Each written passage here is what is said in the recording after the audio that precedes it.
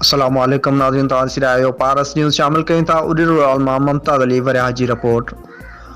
उॾिरवाल village जे Ali public elementary school जी 6 माही इम्तिहान जे result जो ऐलान वारी तक़रीब थी, जंहिं में शागिर्दनि, उस्तादनि ऐं वालिदीन जी सुठी कारकर्दगी ते इनाम ॾिना विया।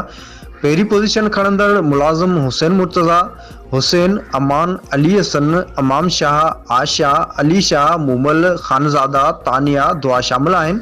जॾहिं त महिमान ख़ासि डायरेक्टर सैयद अली असगर शाह, सैयद अफराज शाह, सरफराज अली, मोरो जो सैयद रज़ा शाह, शाह ज़मा शाह ऐं सैयद सफ़दर शाह शामिल हुआ।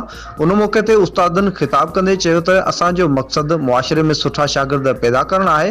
हिननि जो चवणु हो त सुठो शागिर्द ई मुआशिरे लाइ कारगर साबित थी सघे थो।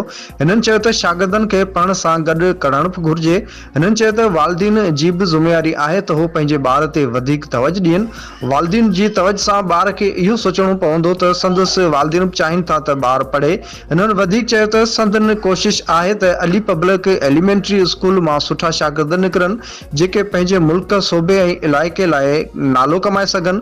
जॾहिं त तक़रीब में कामयाब शागिर्दनि में इनाम पिणु विराया विया।